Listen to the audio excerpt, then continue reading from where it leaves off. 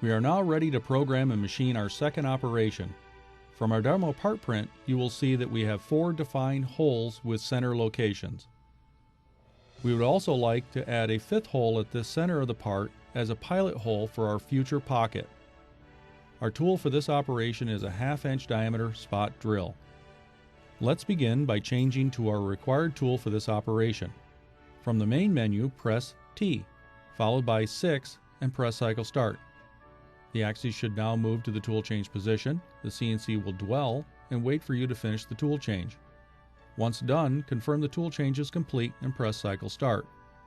The CNC now updates the active tool on screen and we can continue.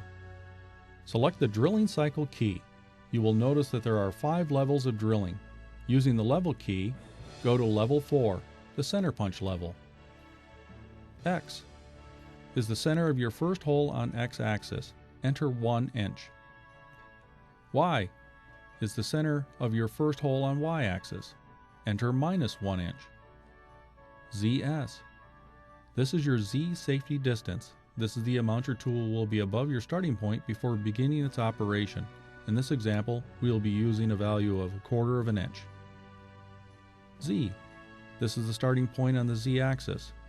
In this example, we will be using a value of 0. Press enter to continue. T is the dwell time at the bottom of the hole. In this case, it is 0. Press enter to continue. Use the 1/2 key to select one of 2 and press enter to continue. P is our total depth. In this case, it is 0.125. Press enter to continue. Use the 1/2 key to select if you want coolant off or coolant on during the machining process. In this case, we will be selecting coolant off. Press enter to continue. F. This is your roughing feed rate along the axis. In this example, we are using a value of 6 inches per minute. Press enter to continue. S. This is your spindle speed. In this example, we are using a value of 1600 RPMs. Press enter to continue. Use the 1/2 key to select if you want spindle to turn clockwise or counterclockwise. For this example, we will select clockwise. Press enter to continue. T is your tool number. In this example, we are using tool 6. Press enter to continue. D is your tool offset number.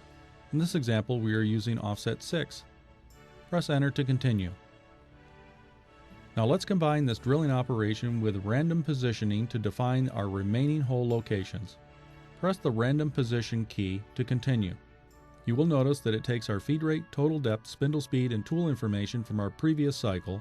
We just need to define the remainder of our center punch locations. The CNC automatically brings the first X1 and Y-1 from the previous cycle. Press enter to advance to the X2 field. X2 is the center of our second hole on X axis. Type 5 inches, press enter to continue. Y2 is the center of our second hole on Y axis. Type -1 inch, press enter to continue. X3 is the center of your third hole on X axis. Type in 5 inch, press enter to continue. Y3 is the center of your third hole on Y axis. Type in -5 inch, press enter to continue. X4 is the center of your fourth hole on X axis. Type in 1 inch, press enter to continue. Y4 is the center of your fourth hole on Y axis. Type in -5 inch, press enter to continue. X5 is the center of your fifth hole on X axis. Type in 3 inch, press enter to continue. Y5 is the center of your fifth hole on Y axis. Type in -3 inch, press enter to continue. Let's run this in solid graphics so we confirm we have defined the cycle correctly. Select the graphics icon key. For safety reasons, turn down the feed rate to 0. Press cycle start. The CNC will now ask you to turn up the feed rate. At this time, slowly turn up the feed rate to advance the program. The CNC will now simulate the cycle. The process should complete with no errors. Press the Escape key to go back one menu. Continue and save the program at this time. Press the P program key. At this point, we should still be under the program we have created. If not, navigate back to the program. Once there, Press Enter to insert the center punch cycle and random drilling operation into the program. To execute the cycle, press Escape twice.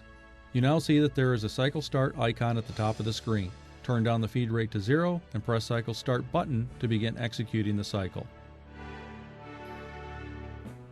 You will need to increase the feed rate after pressing Cycle Start. If gear ranges are an option on your machine, you may be prompted to change to the correct gear. Change gear and press Enter to continue. Slowly turn up the feed rate so execution can continue. To see additional information while the program is being executed, use the half key to toggle between Basic and Advanced Screen.